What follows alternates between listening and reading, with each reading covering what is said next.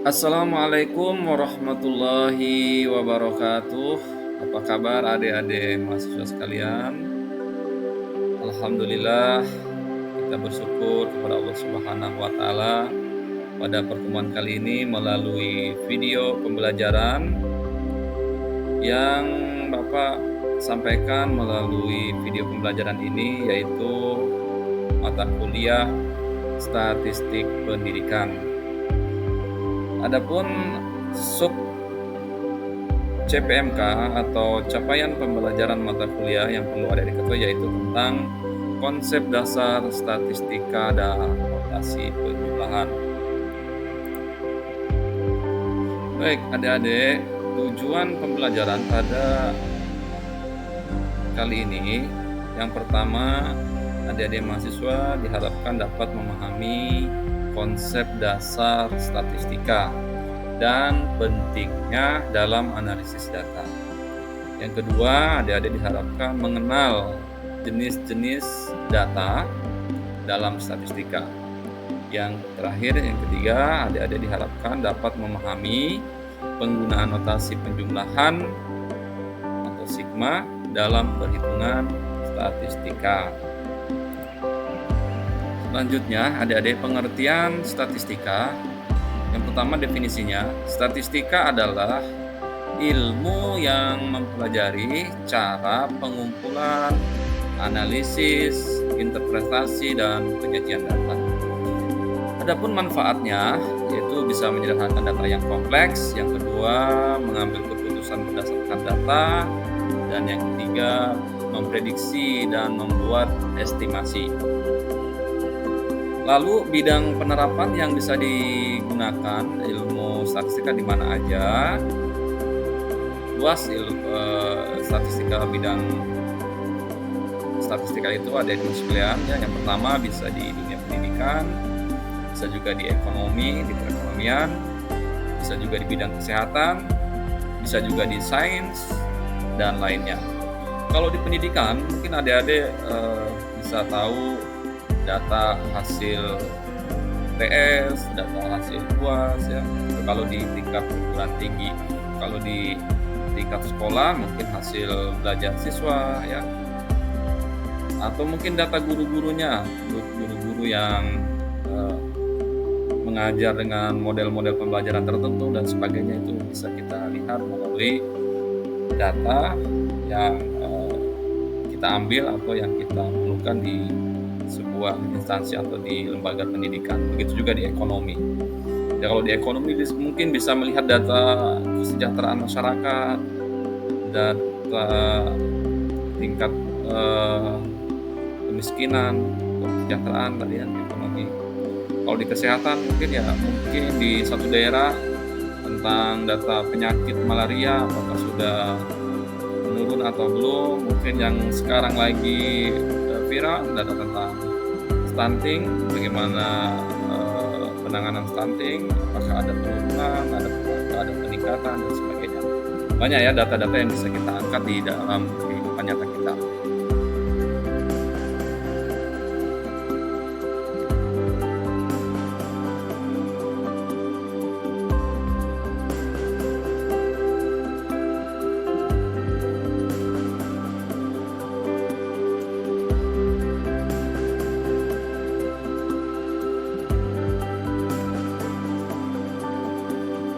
Ya adik-adik, di dalam statistika ada namanya data ya, dan data itu ada jenis-jenisnya. Jenis data dalam statistika yang pertama itu data kualitatif. Data kualitatif itu data apa? Data yang bersifat kategori, misalnya jenis kelamin ya, berarti ada jenis kelamin wanita, ada jenis kelamin pria, warna favorit atau warna kesukaan, misalnya ada warna merah, ada warna biru, ada warna kuning dan sebagainya. Yang berikut data kuantitatif itu data yang bersifat numerik, seperti data diskrit, nilai tertentu, misalnya jumlah siswa. Yang kedua data kontinu, itu rentang nilai tertentu, misalnya tinggi badan siswa Seperti itu adik-adik mahasiswa ya. Ya, selanjutnya adik-adik ada data kualitatif atau data kategori. Definisi dari data kualitatif, data yang dinyatakan dalam bentuk kategori atau label, tidak melibatkan angka dalam arti matematika. Ciri-cirinya adik-adik mahasiswa sekalian, pertama tidak memiliki nilai numerik ya. Yang kedua, tidak dapat dioperasikan secara matematika, misalnya dijumlahkan atau dikalikan ya. Misalnya data ya, contoh ini ya, contoh jenis kelamin pria atau wanita. Nah, seperti itu. Yang kedua, warna favorit merah, biru, hijau. Berikut status pernikahan, apakah sudah nikah atau belum ya, lajang, nikah atau cerai, seperti itu adik-adik mahasiswa sekalian. Selanjutnya adik-adik mahasiswa, data kualitatif juga dibedakan berdasarkan jenis datanya. Data kualitatif itu ada nominal data yang hanya memiliki kategori tanpa urutan tertentu. Contohnya jenis kelamin, warna favorit tadi sudah disebutkan. Yang kedua, data ordinal, data kategori yang memiliki urutan atau ranking tertentu. Contohnya tingkat puasan ya, biasanya ada pilihannya sangat puas, puas, netral, ataupun mungkin tidak puas, seperti itu adik-adik mahasiswa sekalian ya. Oke, baik adik-adik mahasiswa sekalian, tadi kita sudah bahas tentang data kualitatif yang pertama. Lanjut langsung yang kedua, yaitu data kuantitatif atau data numerik ya. Definisinya adik-adik mahasiswa kita sama-sama pahami, data yang dinyatakan dalam bentuk angka dan memungkinkan perhitungan matematis ya. Ciri-cirinya adik-adik, yang pertama memiliki nilai numerik yang tepat dioperasikan secara matematika ya. Yang kedua, dapat dihitung, dibandingkan atau diukur. Contoh misalkan usia 20 tahun, usia 25 tahun ya, usia seseorang gitu. Ya, pendapatan, misalnya pendapatan penghasilan ya, setiap bulannya mendapatkan misalkan 10 juta rupiah, 15 juta rupiah itu ya, seperti itu.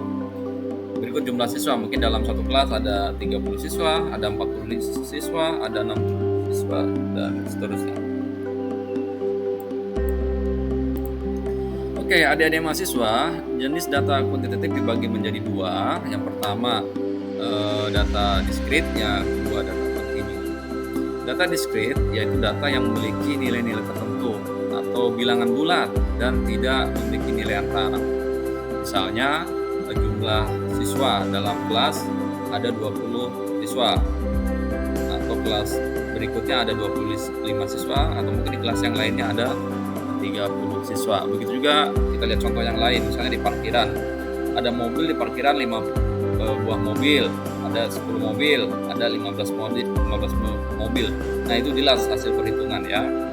Nah, ciri-cirinya terbatas adik mahasiswa pada nilai tertentu dan biasanya berupa hasil perhitungan.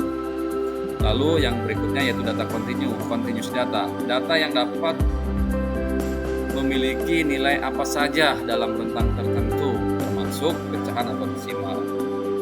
Contohnya dari mahasiswa, tinggi badan kita misalnya 165,5 cm, atau berat badan kita misalnya 65,7 kg, suhu dalam ruangan misalnya 30,5 derajat Celcius. Seperti itu ya adik-adik mahasiswa. Nah, ciri-cirinya adik-adik memiliki nilai dalam rentang tertentu dan dapat diukur dengan tingkat presisi tertentu. Nah, itu data kontinu. Oke, adik mahasiswa. Baik, adik-adik, berdasarkan skala pengukuran, selain dibedakan sebagai kualitatif dan kuantitatif, data juga dapat diklasifikasikan menurut skala pengukuran yang digunakan. Ada skala nominal kategori, ini tanpa urutan, misalnya warna, jenis kelamin, seperti itu adik-adik mahasiswa. Yang kedua, skala ordinal kategori dengan urutan, tetapi tidak ada jarak tetap antara kategori, misalnya tingkat kepuasan ya. Yang berikut skala interval data numerik dengan jarak yang konsisten antara nilai, tapi tanpa titik nol absolut, misalnya suhu dalam Celcius seperti itu ya. Yang berikut skala rasio data numerik dengan jarak konsisten dan memiliki titik nol absolut, misalnya berat badan, tinggi badan, atau jumlah produk yang terjual dalam penjualan ya. Seperti itu adik-adik mahasiswa sekalian. Baik adik-adik mahasiswa sekalian, untuk memperkuat pemahaman adik-adik, mari kita sama-sama nonton tutorial bagaimana cara membuat diagram batang tapi diolah melalui Microsoft Excel berdasarkan data-data yang sudah ada. Mari kita saksikan sama-sama. Baik adik-adik mahasiswa sekalian. Misalkan di sini nomor, terus tahun ajaran, jenis kelamin misalkan laki-laki, perempuan, kemudian jumlah. Untuk tahun ajaran, silakan teman-teman sesuaikan dengan kebutuhan teman-teman. Misalkan di sini saya akan membuat dari tahun 2014, tahun ajaran 2014-2015, tahun ajaran 2015-2016, tahun ajaran 2016-2017, terus tahun ajaran 2017-2018, kemudian 2018-2019, 2019-2020, dan 2020-2021. Di sini nomor.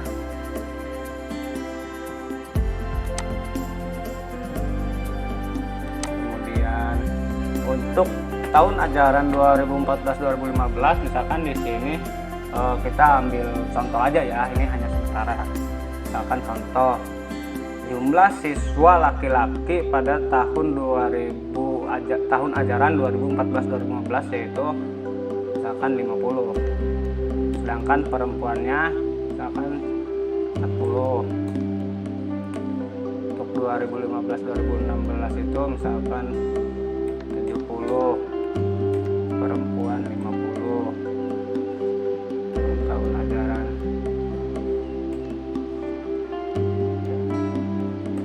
Dan lain sebagainya, misalkan tinggal teman-teman sesuaikan saja ya dengan keadaan yang ada di sekolah teman-teman. Data di sini hanya sementara, hanya contoh ya.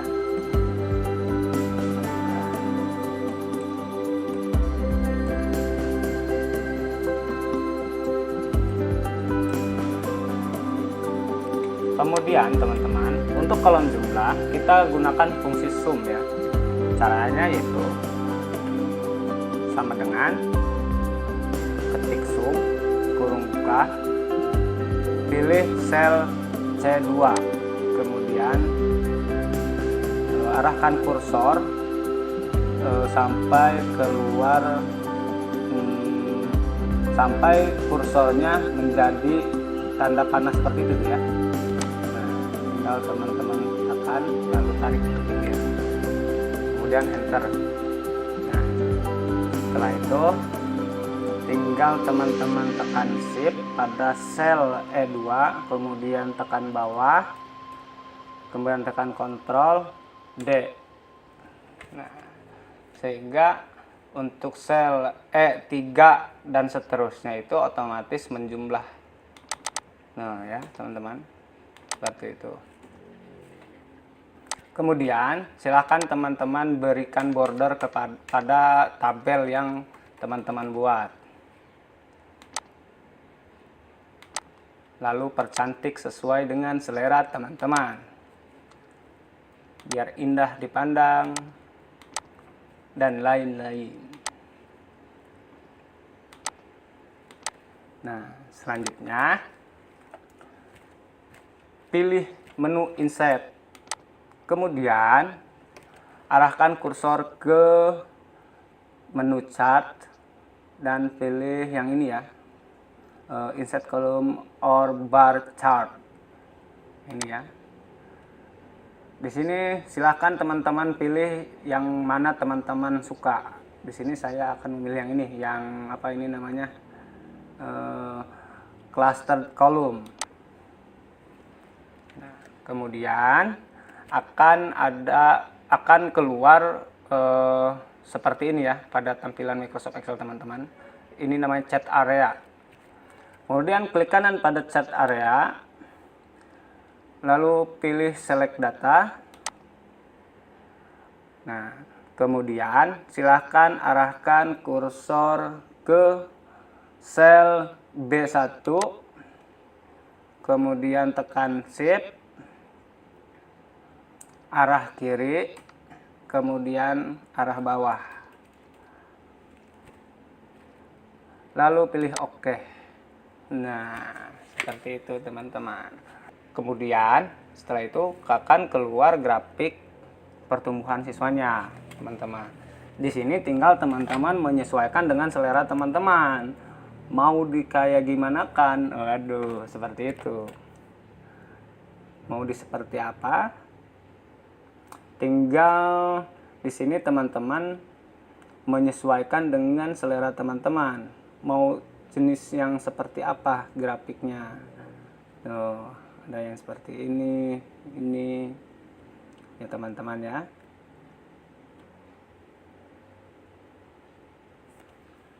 Selanjutnya teman-teman, di sini kan kita belum tahu untuk warna biru itu apa, merah itu apa, dan putih itu apa. Oh jangan yang ini ya, kurvanya apa, grafiknya biar jelas warnanya, yang ini ya.